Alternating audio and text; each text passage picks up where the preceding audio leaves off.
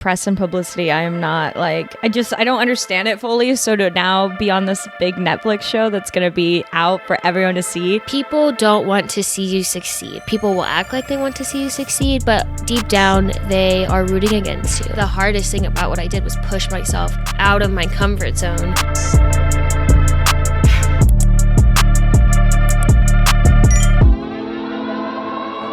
All right, welcome back to another podcast with Jeana and Maddie. This is the never-ending shit show. Da da da. I feel like a shit show. What about you? I've cried today. I had anxiety on the way over here. Almost pulled over, but I didn't. So You were running late. I'm glad you didn't. I was running late. I heard your voice in my head. Like, get out of the car, bitch. Yeah, it's been a very different week for me. 4 days of sadness, but also like liberation, Okay. but also good. All right. Christmas. That is the essence of Ness. Your never-ending shit show. But we're doing pretty good. So what are we talking about today?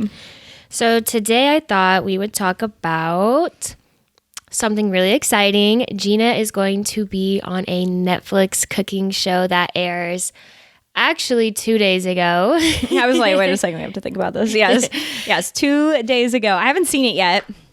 So we are talking about this in the past because when this airs, the show will have already come out.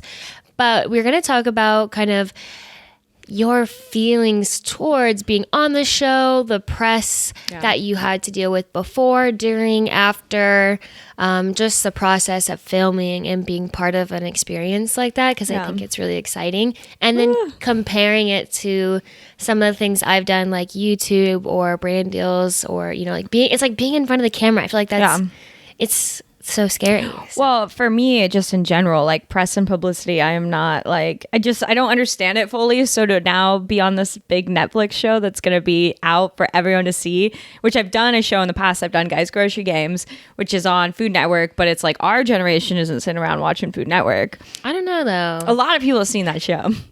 Yeah, because I didn't even realize it was Guys Grocery Games is a remake of what show? It's a remake. Oh yeah, it's a remake of Supermarket Showdown. Showdown? Okay. Yeah, it's like an old school show where they like cooking show where they run around in shopping carts. Yeah. And Guys Grocery Game is a remake, but I've never seen the original. So it came up. I was in a hotel once, and it like came up on TV, and I was like, oh my god, that's how I discovered it. I was like, this is a ripoff of Guys Grocery Games. And then I'm like, nah, this is obviously way older. But I really, really enjoy that show. Like I don't think there's like an age on it. I just feel like a lot of people in our generation don't watch TV. Yeah. And it's on TV. So, and I also, you know, I feel like being on that show, I filmed that show when I was 20. Mm-hmm. And the difference of being on TV when you're 20 and now is like, I don't know why, but it's huge. When I was on TV when I was 20, I was like, oh my God, this is a miracle. Like nothing could go wrong. Everything's the best. And now I'm like, what if somebody sees something I do? Like, what if it's inappropriate? But also, like, the premise of that show is simple. The premise of the show that just came out is complicated. Wait, before we move on to that, did you win Guys Grocery Games? Oh, yeah. Well, do you want me to ruin it? Tell the people what season, what episode. All right. Season 11, episode 10, Guys Grocery Games. I may have done really well. Potentially even one, but you should watch just in case. That was so fun. I remember we lived together when you were like auditioning. Oh, I was like, oh, that's the other thing. I was like in the corner. You had like barely any furniture. Mm-hmm. I was like in the corner of the apartment on like Zoom for the first time, like trying to it wasn't even Zoom back then. What was it? Skype. I had a Skype interview. Man. We act like that was like 2 decades ago. It was 7 years ago. Okay. But now I'm on this new show. So it is called Pressure Cooker on Netflix. And the premise of the show is a lot like Survivor or Big Brother, where you live in a house, but in this case, it's a house of chefs. And you live together and you have cameras on you 24/7 and you compete to stay in the house. Wow. Yeah. I remember when you were telling me about the show, I'm like, what? Wait. It reminds me of the MTV show The Real World. You know what? Yeah. Like that's what I like, the vibe I get. Yeah. So I'm actually like so excited, and if you guys, you can watch the trailer, but you probably are going to watch the show. There was like this part in the trailer where she's like in the little like secluded room crying a little bit, and that reminded me of The Real World, like when they call home and they're just like crying. And so I don't know. I just feel like this is such a good show because it's going to be more relatable to people than just like a cooking show. There's a whole other like aspect to the show that's interesting. I'm so glad that you see it like that because I don't see it like that at all. I see it like, oh my gosh, they caught me crying in the trailer. But that's the thing, is like that's the vulnerability, and the fact that they put you in the trailer crying means like you're probably one of the only people that actually did cry. Or no, you said a lot of people. A lot of people cried, but I must have been the best looking crier. You probably cry amazing. I do. I'm a good sob crier. Like it's coming out, but it's more about because she doesn't cry a lot, but when she does, it's like it's intense. Yeah, that's so they had to. Eyes. So I am so nervous for kind of like what comes from this show, but overall, I mean, to be the first of anything. So like me and these 11 people that are on the show are the first people to ever be on the show competing in the first season. So it's just so exciting for all of us. And so I just don't know what's going to come from it. So I'm trying to be kind of prepared for everything and anything, you know? Yeah. So basically we wanted to film this episode talking about, for example, it's difficult. We had a difficult time prepping for this podcast because we realized in the sense of like publicity and press, we are so different now. So for example, she's a chef and she's going to be on this show and she needs to market herself. And in my eyes, I see it as like marketing yourself and you want to market your restaurant through this show. And so that's like really important that you nail it before the show comes out, but also during the show, while it's being edited, while it's being released, like all these companies or news stations that want to reach out to you and get interviews, like talk about like what you've already experienced with press and kind of what you think is to come. Yeah. Well, I mean, there's the press part that I'm comfortable with, which is like old school press, in my opinion. I've been in a lot of newspapers, like local chef does this and local new restaurant opening and young talented chef does this. And like that press, I'm really comfortable because it's so controlled. Yeah. Nobody can comment on a newspaper for everyone to see. It goes out, it looks good. I cut it out, I send it to grandma. You know, it's just a really easy format of press to kind of, and publicity to kind of like enjoy, and then it stays on the internet and someone can search my name. It's really easy to get to, and so I'm really comfortable with that. And then beyond that, there's like news, which I've been on a couple times, and it's a little bit more uncomfortable, but like at the same time, it's very scripted, very like well put together. You know, it's just very easygoing, and once again, not that many people watch it. A lot of people, but it doesn't feel as daunting as like the publicity that might come to my Instagram after the show, or the publicity that might go to my YouTube or to the podcast. Like that kind of publicity scares me so much more because it's not controlled. It's out of my control. And so I enjoy the like newspaper side of things, like because it's just simpler stuff. Yeah, they can only put out what I give them. So I know we both watch like Love is Blind and all the Netflix like dating shows, and don't take this the wrong way, but like they either are loved or they are hated. And I think that was Jeana's biggest fear, is being like, I don't want to go on this show and be hated. I don't want people to hate me.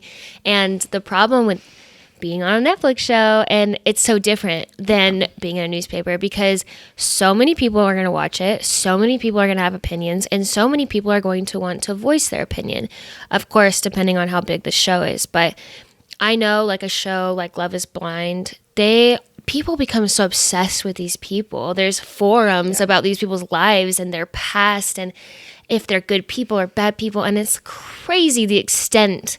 So you could Google, like, I watched Love is Blind and I wanted to see like what happened to one of the people. Like it was like my one moment of like really curiosity, and I like barely even started typing in their name, and it was like Google was like, yep, we've got it all. And I was like, oh my gosh, like that's intense. And who knows, maybe the show won't blow up and we won't be worried about anything, but what if it does? Oh no. But the thing is, like right now, like you don't have to worry about it because it's out of your control. It's going to come out and things are going to happen, and there's really nothing you could do to change that. You don't have this daunting past that's going to make you fear, you know what I mean? Like, there's nothing really that people need to know about you, but like the way you were in the show and the things you had to do and the backstabbing or the friendships you made, whatever it is, like, I know you're worried about how you played the game, but at the end of the day, like, it's just a show. And I think the fact that you were on a show is so cool, and it's such a good way to promote you as a chef, your restaurant, all the things that you're doing. And I don't think there's anything to worry about, but your best friend will be here if something bad happens. Yeah. Well, I mean, and in the show, they did really, like, I can lean on the fact that even if I did some weird, crazy stuff that I'm not proud of on the show, it's like we were under extreme circumstances. Yeah. Like, that's what, now I have such a better respect for people in those shows that do, like, why are you doing that? You crazy bitch. Like, what the hell? And it's because the way that Netflix does it is they put you into a really high stressful situation. They take away, you know, your family or your friends or any outside world interactions. And it changes your mindset, especially like me. I talk a lot. I have a lot of communication. I'm always on my phone, working, doing that stuff. So when those things are stripped from you, you really kind of like change and have to adapt in a weird way. And I think the name Pressure Cooker for that show is such a good name because I only knew those people for a couple weeks. And I only lived in this house for a couple weeks. But like it felt like a pressure cooker. Like the relationships were intensified. The emotions were intensified. Everything that happened in that house was just like 110% of what would normally happen. Mm-hmm. And so I'm nervous to see how those emotions I've never felt before look on a camera. Yeah. I don't... Yeah. No, I'm not jealous. I'm not jealous of that experience. I can talk about my experience of being like in the spotlight or whatever you want to say. Like I have done YouTube, but I feel like even though I struggled with really getting into YouTube because I was a little bit insecure of what people would think about me, or there's always those comments that people leave and it makes you like think like, oh wow, maybe I'm not good enough. Maybe I have imposter syndrome. Maybe I shouldn't be making content about this. And maybe I look weird and that person's right. Like whatever it is. But at the end of the day, it's like YouTube is in my full control. What I post, how I sound, what I edit in or out of the video is my control. Yeah. But anything I've done outside of YouTube, like brand deals where I had to make content more like pertaining to what that brand needed and their script, and that stuff makes me so uncomfortable. And even though I know it'll benefit me because it'll give me that good publicity being on this big brand's page, I just like at the end of the day, for me, it just never felt good. Like I always was just like, And you think it comes down just to that, like the control, like? Yeah, I feel like you just don't feel, it feels crappy when people look at your life in like a few short moments or like an episode and then they feel like they know everything about you. It's just, that feeling sucks. Yeah. But at the end of the day, when it comes down to marketing and press, it's every time I put myself out there to be working with a brand, or maybe it was like collaborating with a bigger YouTuber or whatever, it's always brought me that, you know, that extra following and more money or more exposure to my business, whatever. So it's beneficial, but it comes with that feeling of, ugh. Yeah, I mean, but it's good. I mean, do you believe the age-old tale of like all press is good press?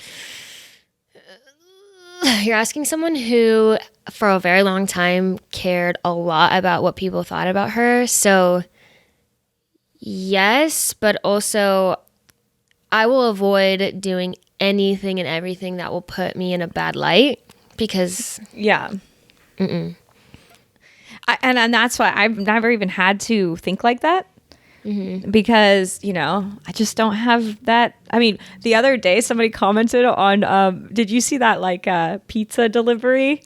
Oh, I didn't see the comment. Okay, so So I did the pizza. I did this stupid TikTok reel thing. It was not stupid. Well, I'm just getting started on this stuff. Silly. It was silly. It was fun. Yeah. Thank you. And somebody like who's not following me, I don't know how they got to this. There's no comments. It's like the only comments are my friends going like, "We love you, Jeana. This is great. Thanks for delivering pizzas." I was one of those people. Yeah. And then there's this one comment that says, "You fucking nasty. Pizza Hut's fucking disgusting. This is fucking nasty. Fuck you." And I'm like, oh my God. I'm like, that's Little Caesars. First of all, sir, get your facts straight. I was like, this isn't even Pizza Hut. Why are you yelling at me? It was like, I was just so shook. And that was just like one comment. And he didn't even say like, nice double chin, bitch. He said, fuck you for eating Pizza Hut. And I was just like, this isn't Pizza Hut. Why am I so upset? So, and that is a pretty prime example of the difference between the exposure and press that you've had to deal with in the past or being in the newspaper versus the exposure and like interactions with people that I have to deal with. And mine's much more similar to that. And that's so weird. Why would anyone comment that? I just don't get it. But that's the internet. It's like you put things on the internet and people are keyboard warriors and they get like... Bro, you gotta see this profile, this guy that commented this, because it's not even like, I would understand if it was like some like chubby mom at home who's like, I just really hate Pizza Hut, but it wasn't even that. It was some like profile of some guy that sells hats. Like it didn't even. I would have just responded back and been like, I was going to, but like, what do you? I didn't. Oh, did I delete the comment? I deleted it. Okay. I was gonna say like, I must have deleted it. But basically, it was a guy, and if you look at his profile, it's just hats. Like he just embroiders hats. Like, why is he hating on Pizza Hut?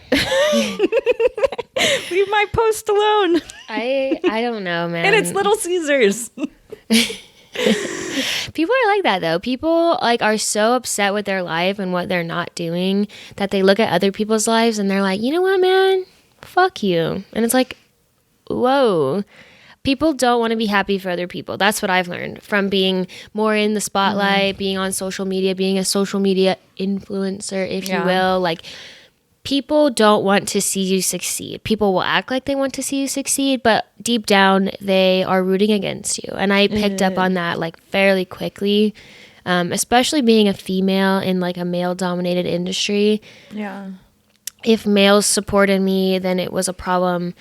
They were just simps, or they were just trying to get at me. But if women often would be like supporting you, but just because they're trying to just trying to one up me or something. And so it's like I've learned how to read people really well through my years of dealing with that. I was very vulnerable and naive for a long time, and I thought people were always on my side, always rooting for me, and that is just not the truth. But in that regard, it doesn't matter. Like, people are still following you, they're still interacting with your content, which is good. I guess that falls into like the good and bad publicity. But at the end of the day, like when you get into the spotlight, you need to make sure that who's actually on your side, who's in your close circle, and don't let fame ever get to your head, because at the end of the day, if you took it away, no one would be by your side except the true friends that you have, the small, intimate circle that you have. But yes, I've had my stint as a social media influencer, which I still do, just not as much. And then when I started my business, I actually wanted the total opposite. I wanted to detach from my personal brand that was revolving around cars, and I just wanted to create something that people followed and supported because of the concept, not because, oh, well, I know her and I'll support anything she does, which is great. I love that. It worked. It helped me get to a certain point. But after a certain point, I was like, I don't want people supporting me just because it's me and they like me. I want them to support it because they love the message behind my brand. They want to support mental health awareness. They want to be active in the community and helping me spread my message. So I know that's a little different than how you would kind of view it. Yeah, I mean, right now I do feel like my restaurant's branding and media are separate, but I feel like than me, like those are two things. But I feel like I can't really build this restaurant fully until I've put a ton of work into my name. Yeah. You know, and so I don't know, like it seems kind of interesting to hear you say that you've gone to a point where you're like, I just want to let my work speak for itself. And I like feel like that's really good. And like that probably feels like liberating, because right now I'm like, I gotta do this. I gotta do Instagram and all these things because I have to build my name and I want to make sure when the show comes out, it feels very ugh. But to hear you say like, I just want to let my work speak for itself, I'm like, is that possible? Like, I guess it's just like for you, you could start a restaurant and then build your name around how amazing your restaurant is, or you could get involved with publicity and shows and get your name out there and have people be like, oh my gosh, I've seen her on TV and on Netflix and YouTube and she's famous, and so now she's starting a restaurant and now I'm going to support her. And it's like people are going to fall in love with you because you're an amazing person. You have an amazing energy to you and it's magnetic, and so of course people are going to fall in love with you and they're going to always want to support you. You already feel that. But if you built a restaurant without people really, like, you know, you're in a new area, people are going to come around that don't know you and they're going to be like, wow, this is amazing. And then your restaurant's going to grow because word of mouth, not because necessarily, maybe they'll meet you. Obviously, they're probably going to meet you and be like, oh, but also this chef's amazing. But I think there's like two different sides to it. And when it comes to being a chef or a YouTuber, it's like getting your name out there, and it's like your personality and your skill set and your energy that really like attracts people to your other projects and things that you're doing. Yeah. Well, I mean, the way that I see it is like at some point I have this goal of like creative freedom, where I've like worked so hard and built myself up so much that now I don't have to do anything to make anyone happy. I can just kind of create in my space, and some people will love it, some people will hate it, but I have enough followers and enough people to support me that I don't need to bend over backwards for random people that don't like my product at the end of the day. Because right now, as a new restaurateur, as just a young woman kind of coming up in this social media thing that exists, I feel like I have to be very giving and have dexterity with what I do. I have to make sure that people coming in who don't like seafood have food.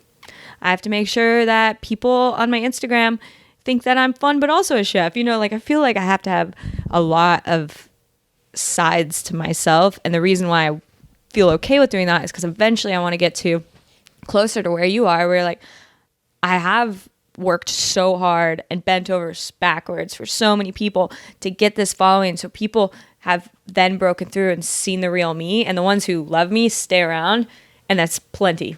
You know, and I feel like that's a good goal. And I don't know if you really see yourself there or not, but that's kind of where I see the path that you're on, is you have this big following.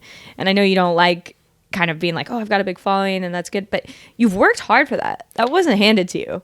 That wasn't even an accident. That was like hard work.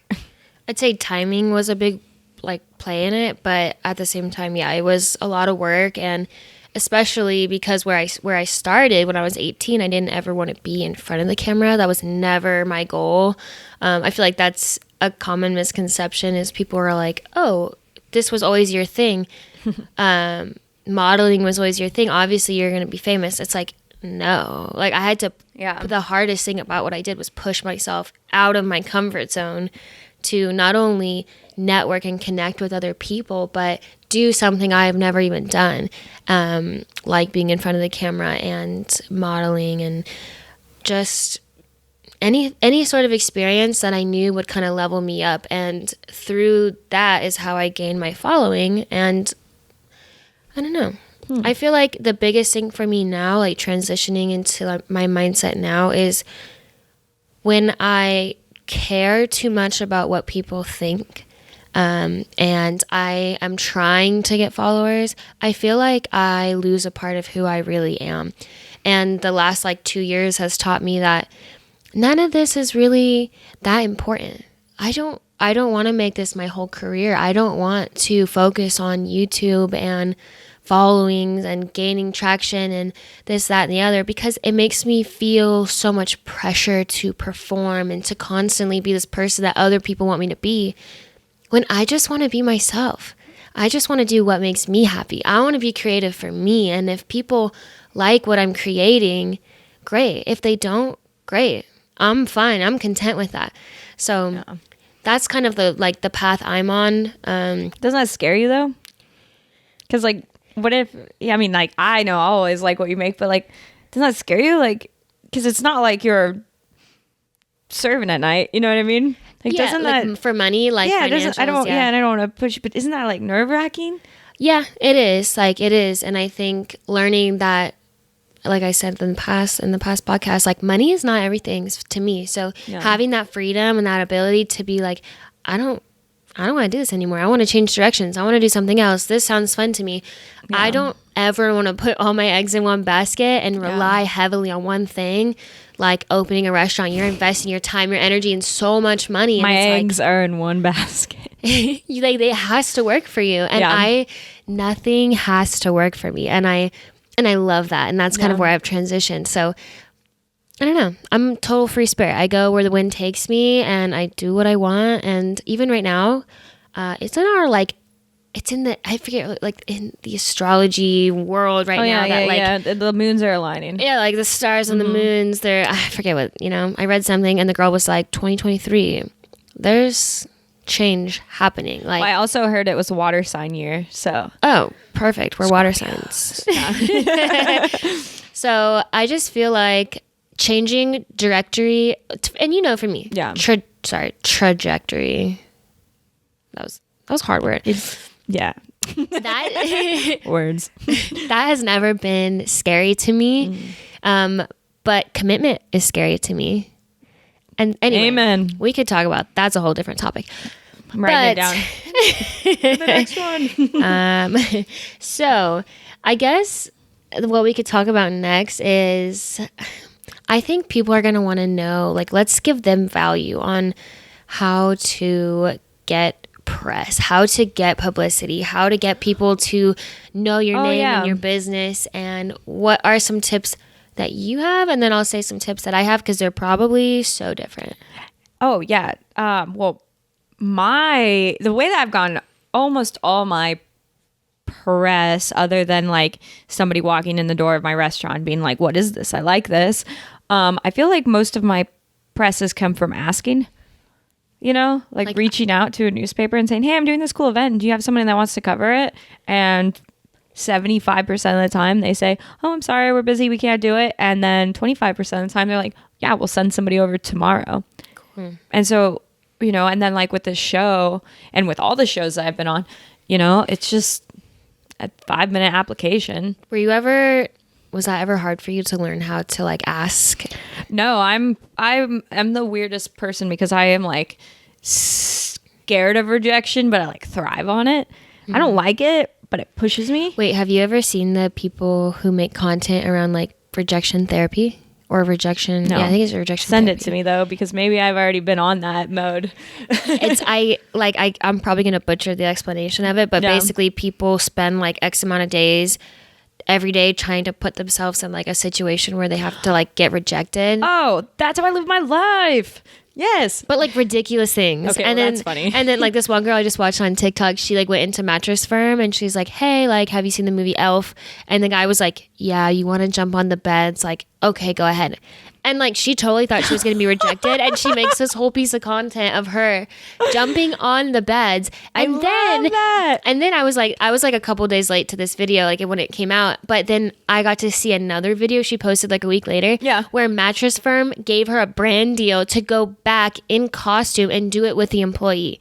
So like, talk about the epitome of rejection therapy. Yes. Like so cool to see that. Okay, yeah. No, I think that's a great, if I ever could give a tip, is to, dive into that rejection. Put yourself out there. Because there are people, there's been so many chefs that I've like DM'd and been like, hey, I'd love to come work with you, just for a little bit, for free, stage for 3 days. And I'd say 90% of them don't reply. Out of the 10% that reply, 5% say, hey, I'm sorry, we're not taking anyone. And then out of that all the people I've emailed, 5% say absolutely. We have a place for you to stay. We're going to hook it up. And I've met some amazing people. I've worked in some amazing restaurants, Alinea, Meadowwood, Wrench and Rodent, some of the most amazing restaurants in the United States I've gotten to go to just because I asked. You know, What was the one in Chicago? it was Alinea. Yeah, that's like one of the world's best restaurants. We like flew to Chicago so she could stage. awesome. And Yeah. like, I don't know, I was so excited. She was like, I don't know if I want to do it. I'm like, bitch, we're already here. Yeah. Like, go.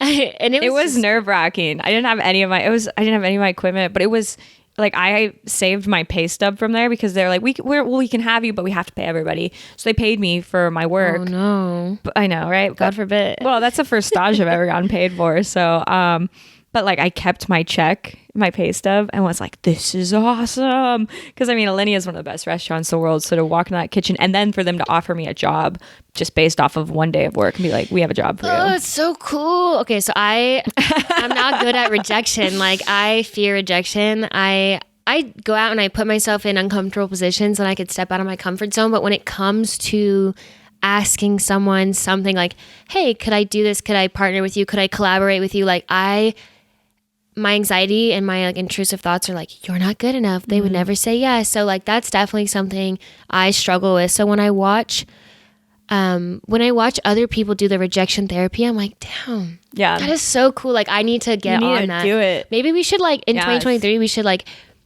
figure out how to Practice it. do it. And then like, Well, think about the power that you get from it because so the reason I even went there was because I had lost my job / quit / just a whole nightmare. But I had gotten probably like 50 really solid job offers ranging from like huge payments to just like insane salaries to some of the best restaurants in the world.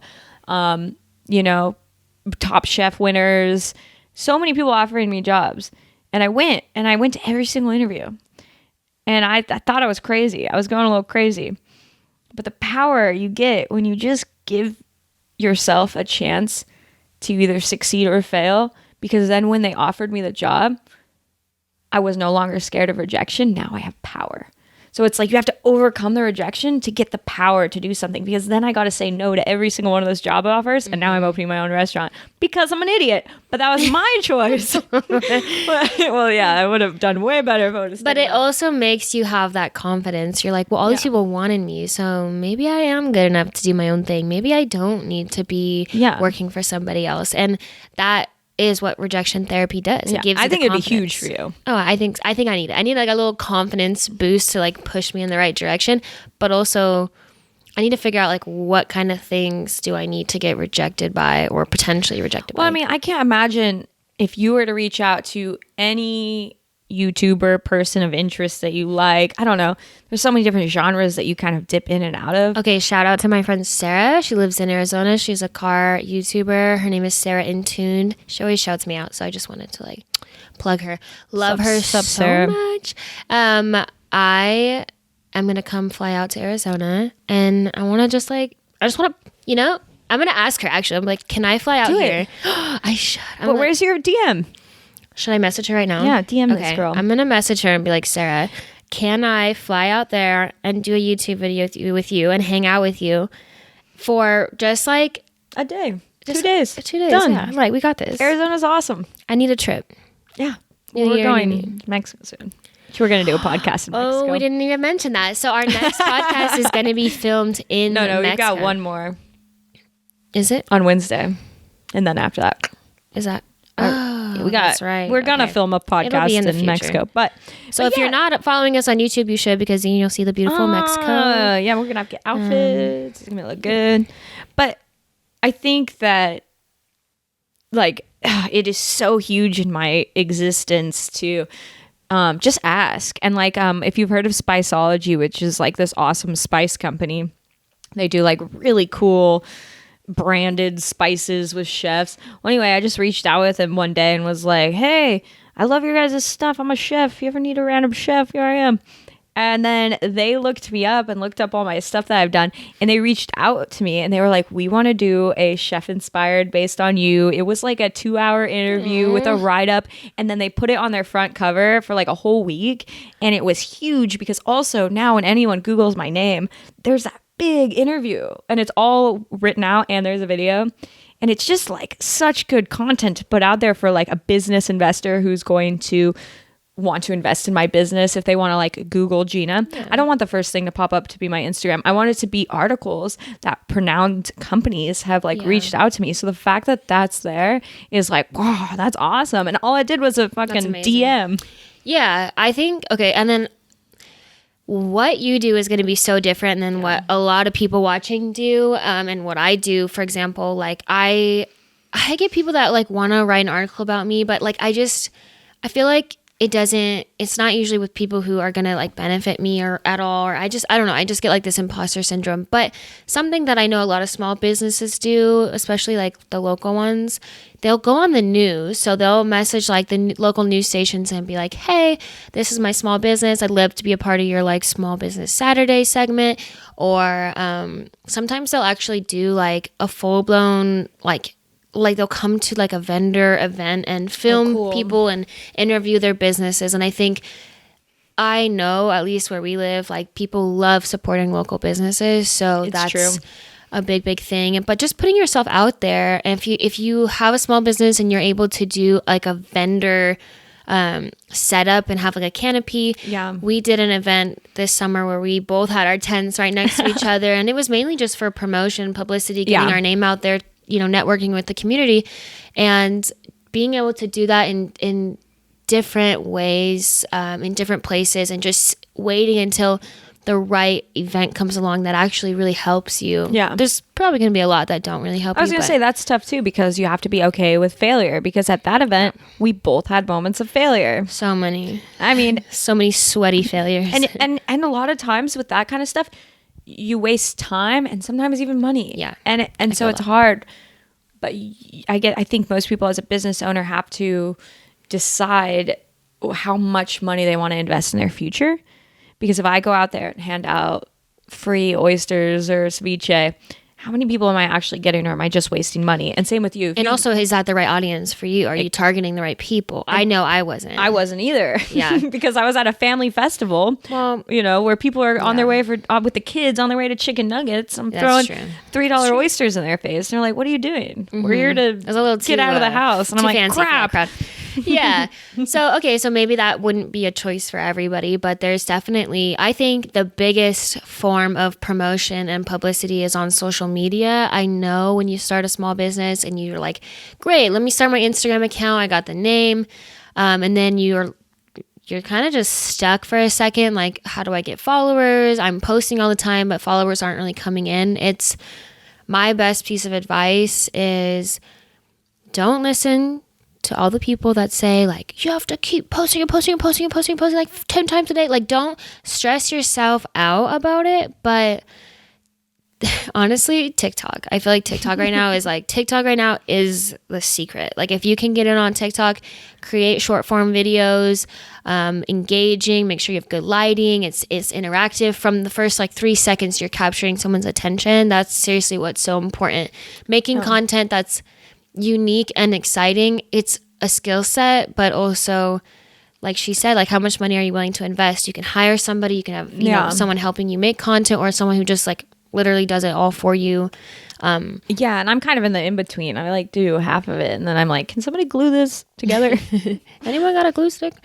Well, okay, so I've got like, I know we're getting towards the end, but like, if you could give an advice to someone like me or anyone else kind of in my situation who has something big coming and they don't know how to handle the pressures on social media, like, what's just a couple words of advice for them and me, because I need it. All right. Good question.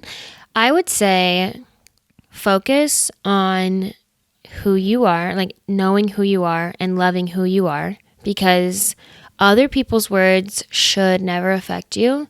You know who you are and what you bring to the table, and that isn't depicted in a TV show or you know what I mean, like a little reality TV show. But at the end of the day, take, constructive criticism, listen to people, what they have to say, but open your arms and your mind to opportunity and growth, and don't let one comment really get you down. Just be like, oh, okay, that person noticed this and this person noticed this. And don't let it eat away at who you are, your personality, because you're perfect the way you are. And don't let people change you. No, seriously though, like don't let people change you. People are going to say some awful things. Delete the comments, like you said. Like just delete them. Just delete them. And you can also don't reply and say it's Little Caesars. No. Yeah, yippee. Yeah, yippee. No, but there's also a feature on Instagram that allows you to, you could type in like words, like keywords, so that if anyone has a comment that says something vulgar or aggressive or mean, it'll just automatically delete or not post. So I love that feature. So if someone calls me a pussy ass bitch, I can just have it deleted right away, or what? All right, cool. Just type in a bunch of like, but be careful with like words like ass, because you know, like someone might just be like, oh, let's kick ass, and then their comment like never gets posted. You know what I mean? Like, or like nice ass. That one can stay, okay? Because I like that one. Yeah. But at the end of the day, like, yeah, just tune it out the best you can. You're on a TV show. Not everyone's gonna like you. The world doesn't need to like you. Like you said, the people that like you and are gonna be there, they're gonna support you. The people that don't like you, they're gonna fixate on you for like this very short amount of time, and then they're gonna fuck off and find someone else to talk shit about. So you're still gonna love me after, right? I hope. I mean, we don't know yet. I don't know. I need to watch the show. But honestly, we would love to hear you guys' opinions on her show. We would love for you guys to watch her show. It's Pressure Cooker on Netflix. It's how many episodes? 8? It's out now. There are 8 episodes. You can add it to your watch list. Watch list. Yep. I'm gonna personally download it and watch it on the plane ride to Mexico. Because it comes out the day before we leave, so I'm gonna be binge watching it on the airplane. So, and then you'll meet me in Mexico the next day, and hopefully we're friends. I'm just kidding. Yeah, you gotta pick me up one way or another. Even if we have like, we can hang out on different sides of the resort. I don't care. I gotta get out of the country. It's good. It's all right. But we are so excited for you guys to see it. We're excited for you guys to see our Mexico podcast. We don't even know what we have planned yet, but I'm sure it's gonna be. We had to do something special. Yeah. It's like our 6th podcast, 5th. I can't. And also, I just want to give a shout out to Maddie and I, because we're really sticking through it. Oh. We didn't practice that. No. I'm really proud of us. It was good. No, that was like, I'm really proud of us. And every Wednesday, we'll have a podcast out for you guys. That's commitment. And this is new to me. I've never uploaded 45-minute videos to YouTube. It takes so long. So be patient, but yeah, or not. I mean, I just need to get it together, you know? Yes. This is a never-ending shit show, but we're here to show you the good, the bad, the ugly, and thank you guys. You know what'd be so fun? What if every episode we talk about one thing that happened that week that made us like, it's like a prime example, of being like a shit show. Oh, perfect. Just end it off like that. Okay, that's a good idea. Yeah, my Ness moment. Your Ness moment. Ooh, that's a good one. Let me think. Oh my gosh, I could say mine. Mine. Today, I woke up, I fell asleep at 3 a.m., woke up just in time for my therapy appointment on Zoom, was about to log in, got my coffee all ready, and my therapy appointment is tomorrow. So there's that. And then I went back to bed because I was tired.